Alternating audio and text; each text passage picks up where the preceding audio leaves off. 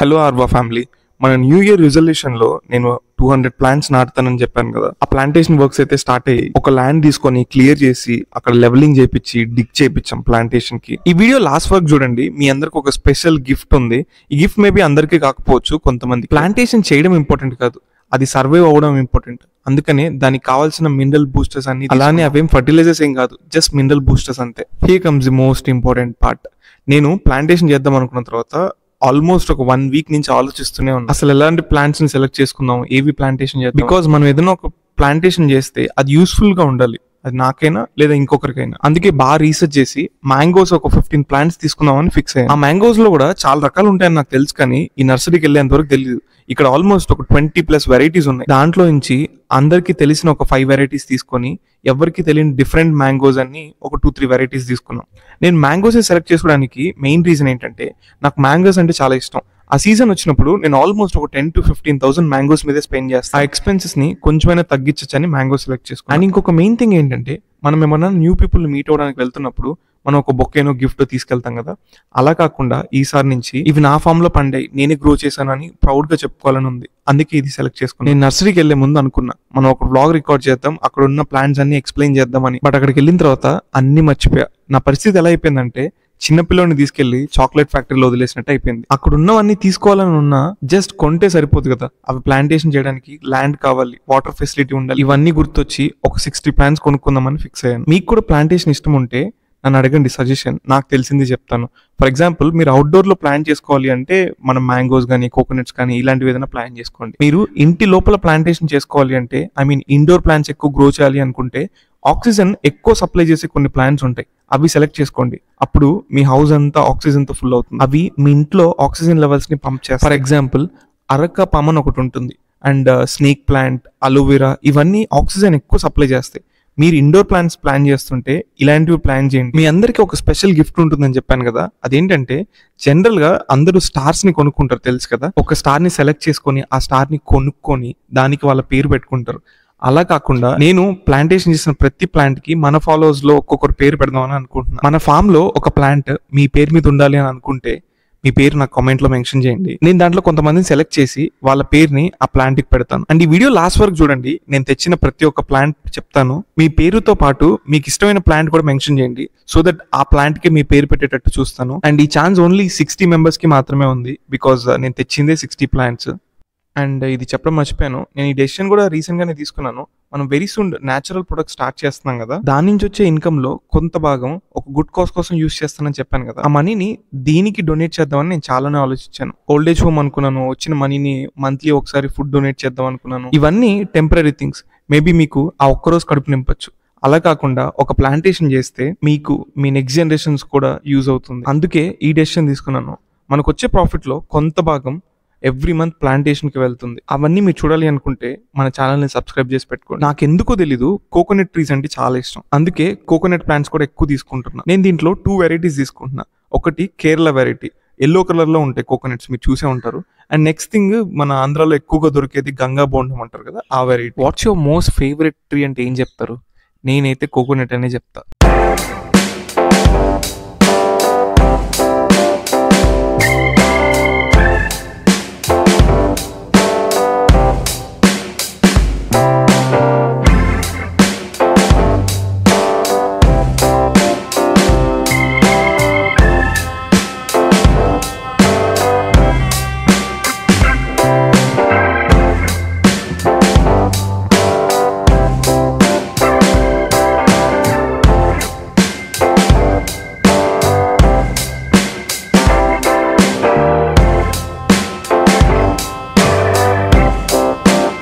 మన ఫామ్ లో కొన్ని హెల్దీ ప్లాంట్స్ కూడా నాటుదాం అనుకుంటున్నా, లైక్ మొరింగా. మీకు తెలుసా, హెల్దీ లీఫ్ సర్వేలో మొరింగానే ఫస్ట్ వచ్చిందంట, అంటే మునగ చెట్టు. రీసెంట్ డేస్ లో చాలా పాపులర్ అవుతుంది కదా మొరింగా పౌడర్.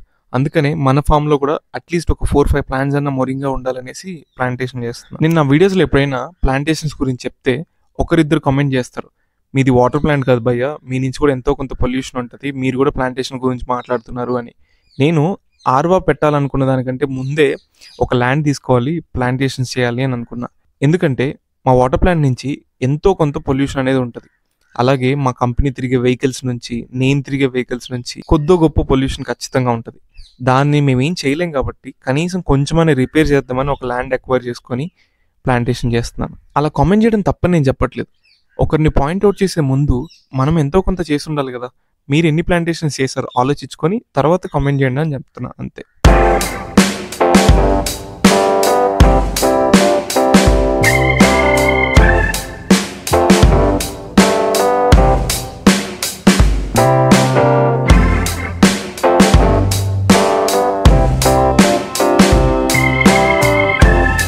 ప్రతి ఒక్కరికి ఒక హాబీ ఉంటుంది కదా. కొంతమంది క్రికెట్ ఆడడం, కొంతమందికి మూవీస్ చూడడం. ఇలా నాకు రీసెంట్ టైమ్స్లో ప్లాంటేషన్ కూడా ఒక హాబీ లాగా అయింది. అన్ని హాబీస్కి పెద్ద ఖర్చు ఎక్కువ ఉండదేమో కానీ నా హాబీకి మాత్రం చాలా ఖర్చు ఎక్కువ. Plantation is so expensive నౌడేస్. నాకు జస్ట్ ల్యాండ్ క్లీన్ చేసి, ఫెన్సింగ్ వేసి, లెవెలింగ్ చేసి, ప్లాంటేషన్ చేసిన దానికి క్లోజ్ టు 1 lakh అయింది. ఇంత కాస్ట్లీ అయినా ఎందుకు చేశానంటే, కొంతమందికి కాస్ట్లీ డ్రీమ్స్ ఉంటాయి, లైక్ పెద్ద కార్ కొనుక్కోవాలి, పెద్ద ఇల్లు కొనుక్కోవాలి. బట్ నాకు ఇలా కాస్ట్లీ హాబీస్ ఉన్నాయి. నేను ఈ న్యూ ఇయర్కి ఒక రెజల్యూషన్ తీసుకున్నానని మీ అందరికి తెలుసు కదా. అట్లీస్ట్ ఇయర్ ఎండింగ్ లోపల ఒక 200 ప్లాంట్స్ అన్నా నాటాలి అని. జస్ట్ 60 ప్లాంట్స్కే నాకు ఆల్మోస్ట్ 1 లక్ష రూపాయలు ఖర్చు అయింది. మిగిలిన 140 ప్లాంట్స్కి ఇంకెంత అవుద్దో. ప్లాంటేషన్ అంటే జస్ట్ ప్లాంట్ కొని నాటేయడం కాదు కదా, దాని గ్రోత్ కూడా చూసుకోవాలి. అలా చేయాలి అంటే దానికి ఒక ల్యాండ్ ఉండాలి, ప్రాపర్ ఫెన్సింగ్ ఉండాలి. ఈ ప్రాసెస్ అంతా కలిపే ప్లాంటేషన్ అంటారు. జస్ట్ మొక్క కొని నాటేయడం కాదు. బట్ ఎంత కష్టమైనా, ఎంత కాస్ట్లీ అయినా నా టార్గెట్ మాత్రం ఈ ఇయర్ ఎండింగ్ లోపల నేను డెఫినెట్లీ రీచ్ అవుతాను. ఏంటి వీడు స్టైల్గా గాగుల్స్ వేసుకొని, క్యాప్ వేసుకొని, షూస్ వేసుకొని ప్లాంటేషన్ చేస్తాడని అనుకోవద్దు. మేము ముందు రోజు ప్లాంట్స్ తెచ్చేసరికి బాగా లేట్ అయిపోయింది. సరే ఎర్లీ మార్నింగ్ మనం ప్లాంటేషన్ చేద్దామని అనుకుని అక్కడ సైడ్కి పెట్టాం అనమాట. ఆ నెక్స్ట్ డే ఫుల్ సన్నీగా ఉంది. అంత ఎండలో చెట్లు ఎక్కడ చనిపోతాయని టైం వేస్ట్ చేయకుండా బయటకు వెళ్ళాలని రెడీ అయిన నేను ఆ వర్క్స్ అన్ని క్యాన్సిల్ చేసుకొని ప్లాంటేషన్ ఒక పెద్ద వర్క్ లాగా పెట్టుకున్నా. మీకు లెమన్ ట్రీ తెలిసే ఉంటది. ఇది స్వీట్ లెమన్ అండి. నాకు ఆ నర్సరీలో డిఫరెంట్ గా కనిపించిన ప్లాంట్స్ కూడా కొన్ని తీసుకొచ్చి, అందులో ఒకటే ఈ రెడ్ గోవా. మీరు జనరల్ గా గోవా లోపల రెడ్ గా ఉండడం చూసుంటారు, కానీ జాంకాయ బయట కూడా రెడ్ గా ఉండడం చూసారా? ఇది రెడ్ గోవా అంట. ఎలా వస్తుందో నాకు కూడా తెలియదు. వచ్చిన తర్వాత డెఫినెట్లీ దాన్ని కూడా ఒక వీడియో చేసి పెడతా. ఇప్పుడు టెక్నాలజీ పెరిగిపోవడం వల్ల అన్ని హైబ్రిడ్ ప్లాంట్స్ అయిపోయి ఈ కోకోనట్ ట్రీ అయితే జస్ట్ 5 feet హైట్ లోనే కోకోనట్స్ అన్ని వచ్చేస్తాయంట. ఈ కోకోనట్ హైబ్రిడ్ ప్లాంట్స్ లో కూడా ఎంత టెక్నాలజీ వచ్చిందో తెలుసా? ఒక చెట్టు కేవలం వాటర్ కోసమే ఉంది, ఇంకొక చెట్టు కేవలం కోకోనట్ కోసమే ఉంది, ఇంకొన్ని అయితే ఓన్లీ కోకోనట్ ఆయిల్ చేయడానికే వాడతారంట. And I want tell you this thing. నేను ప్లాంట్స్ కొనడానికి నర్సరీకి వెళ్ళినప్పుడు అక్కడ ఓనర్ తో మాట్లాడుతున్నాను. మన ఆంధ్రప్రదేశ్ అండ్ తెలంగాణలో ఏ నర్సరీలో కూడా చెట్లు వాళ్ళ ఓన్ గా వాళ్ళే గ్రో చేయరంట. వాళ్ళందరూ కడియం అనే ఒక ప్లేస్ ఉంది రాజమండ్రి దగ్గర, అక్కడి నుంచి తెచ్చుకొని ఇక్కడ సేల్ చేస్తారంట. ఇది ఒక ఆర్గనైజ్డ్ వేలో లేదు. If you are planning for a new business, ఇది కూడా ఒక మంచి బిజినెస్ ఆపర్చునిటీ చూసుకోండి. అండ్ దీంట్లో మార్జిన్స్ కూడా చాలా ఎక్కువ. బట్ మోస్ట్ డిఫికల్ట్ పార్ట్ ఏంటంటే ట్రాన్స్పోర్టేషన్ ఎక్కువ అవుతుంది, plus at the same time damages కూడా ఎక్కువ ఉంటాయి. ప్లాంటేషన్ చేయడమే ఒక అదృష్టం అనుకుంటే ఆ బిజినెస్లో ఉండడం ఇంకెంత అదృష్టం. నాకు తెలిసి ఇలాంటి బిజినెస్కి నేచర్ కూడా బాగా హెల్ప్ చేస్తుంది అనుకుంటా. మీరు ఎవరైనా ఒక న్యూ బిజినెస్ స్టార్ట్ చేయాలనుకుంటే ఇది కూడా ఒక ఐడియా. మరి చూడండి.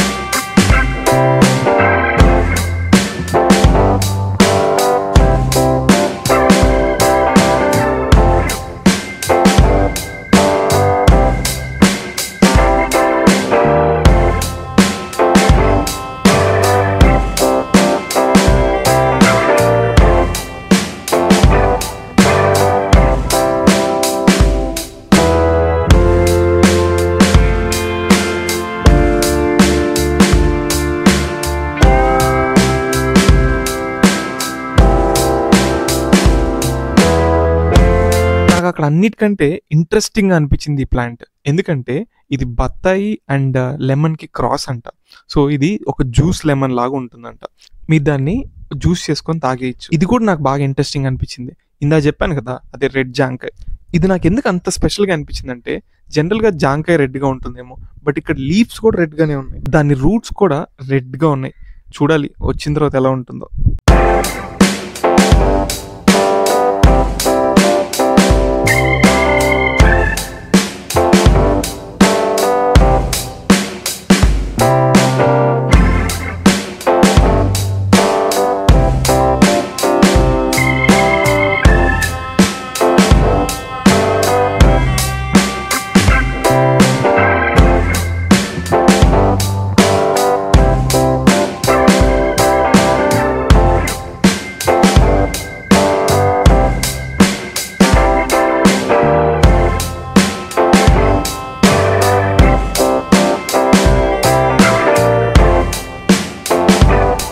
చిన్నప్పుడు ఎప్పుడో ఒక ఎన్సీసీ క్యాంప్కి వెళ్తే అక్కడ ఒక ఆర్మీ ఆఫీసర్ చెప్తున్నాడు, నాకు ఇండియన్ ఫ్లాగ్ అలా గాలికి ఎగురుతూ ఉంటే గూస్ బంప్స్ వస్తాయని. అది నాకు ఇప్పుడు గుర్తొచ్చింది. ఈ ప్లాంట్ కూడా ప్లాంటేషన్ అయిన తర్వాత చూడండి ఎలా ఎగురుతుందో. ఇది చూస్తుంటే నాకు నిజంగా గూస్ బంప్స్ వస్తుంది. కొన్నిటిని స్వేచ్ఛగా ఎగరనివ్వాలి, దానికి మనం సంఖ్యలు లేకూడదు అంటారు కదా. బట్ ఈ స్వేచ్ఛను కాపాడడానికి మాత్రం ఫెన్సింగ్ ఖచ్చితంగా వేయాలి. మనం ప్లాంట్స్ అలా నర్సరీ నుంచి ఇంటికి తీసుకొచ్చిన తర్వాత అవి ఆల్రెడీ వేరే మట్టిలో ప్యాక్ అయి ఉంటాయి. మనం వాటిని ప్లాంటేషన్ చెయ్యంగానే వాటరింగ్ ఇచ్చి బాగా ప్రెస్ చేయాలి. అప్పుడే నర్సరీ వాళ్ళు ఇచ్చిన సాయిల్ మన సాయిల్లో మిక్స్ అయ్యి బాగా ఎక్స్పాండ్ అవుతాయి దాని రూట్. నేను చిన్నప్పుడు ఎప్పుడో స్కూల్లో చదువుకున్న ఒక లైన్ నాకు ఇప్పటికీ బాగా గుర్తుంది. మీరు ఒక చెట్టుని కాపాడండి, ఆ చెట్టే మిమ్మల్ని కాపాడుతుంది. లైఫ్ సేవియర్స్ అంటే డాక్టర్స్ ఒక్కటే కాదు, మీరు ఒక ప్లాంటేషన్ చేసి దాన్ని కాపాడినా చాలు, మీరు కూడా ఒక లైఫ్ సేవియర్. మీరు మీ నెక్స్ట్ జనరేషన్ కోసం ప్రాపర్టీస్ మనీ సంపాదిస్తున్నారు, ఐ రెస్పెక్ట్ ఇట్. కానీ ఉన్న ఎయిర్నంతా మీరే పొల్యూట్ చేసి వెళ్ళిపోతే వాళ్ళకేముండిస్తారు? నా ప్రౌడ్ మూమెంట్ నేను నా నెక్స్ట్ జనరేషన్కి ఒక 10 లక్షలు ఇవ్వడమో 10 కోట్లు ఇవ్వడమో కాదు, ఒక 10 చెట్లు ఇవ్వడమే నాకు ప్రౌడ్ మూమెంట్. ప్రతి పేరెంట్స్ వాళ్ళ పిల్లలకి ఆస్తులు డబ్బులు ఇస్తారు. మీరు కొంచెం డిఫరెంట్గా ప్లాంటేషన్ చేసిన ఒక ల్యాండ్ ఇవ్వండి, ఇండైరెక్ట్ గా ప్రాపర్టీస్ తో పాటు హెల్త్ కూడా ఇచ్చినట్టు అవుతుంది. నేను మ్యాంగోస్ లోనే డిఫరెంట్ టైప్స్ ఆఫ్ స్పీషీస్ తెచ్చాను కదా, ఎక్కడ కన్ఫ్యూజ్ అవుతానా అని ఇలా చెట్లకి ట్యాగ్ కూడా రాసుకొచ్చుకున్నా. ఇది సువర్ణరేఖ అంట, వెరీ న్యూ స్పీషీస్. రేపు ఈ ఎండ్ ప్రొడక్ట్స్ ఎలా వస్తే నాకు తెలీదు, ఆ రిజల్ట్ ఆశించి కూడా నేను కొనలేదు. జస్ట్ నా ఫామ్ లో అన్ని రకాల స్పీషీస్ ఉండాలి, అన్ని రకాల ప్లాంట్స్ ఉండాలని మాత్రమే కొన్నాను. మీరు కూడా మీ నేమ్ అండ్ మీకు నచ్చిన ప్లాంట్ ని కామెంట్ సెక్షన్ లో మెన్షన్ చేయండి. ఎందుకంటే నేను తెచ్చింది just 60 plants, but very soon మీ అందరి పేరు మీద ఒక ప్లాంటేషన్ అయితే చేస్తాను. అండ్ మోస్ట్ ఇంపార్టెంట్ థింగ్, నర్సరీని తెచ్చినప్పుడు వాళ్ళకి ప్లాస్టిక్ బ్యాగ్ లో ప్యాక్ చేసి ఇస్తారు కదా, అది కూడా ఎక్కడ పడితే అక్కడ పడేయకుండా ప్రాపర్ గా రెస్పాన్సిబుల్ గా డిస్క్లోజ్ చేశాం. అండ్ నేను నా ఫామ్ లోకి ఒక్క ప్లాస్టిక్ ర్యాపర్ కూడా రాకూడదని గట్టిగా ఫిక్స్ అవుతున్నా. చూద్దాం ఎంతవరకు జరుగుతుందో. ఈ ప్లాస్టిక్ కూడా ఎర్త్ లో డికంపోజ్ అవడానికి కొన్ని సంవత్సరాలు పడుతుందంట. ఏం చేద్దాం, దీనికి ఇంకొక ఆల్టర్నేటివ్ లేదు. పేపర్లో ర్యాప్ చేసి తీసుకొద్దామంటే మనం దానికి వాటరింగ్ ఇచ్చినప్పుడు ఆ పేపర్ అంతా చినిగిపోద్ది. సరే అయితే మీరు కూడా ఒక ప్లాంటేషన్ చేసి ఫోటో పంపించండి కుదిరితే. అండ్ అలాగే మీ నేమ్ అండ్ మీకు నచ్చిన ప్లాంట్ కూడా కామెంట్ చేయండి. సరే మరి అయితే ఉంటాను, బాయ్.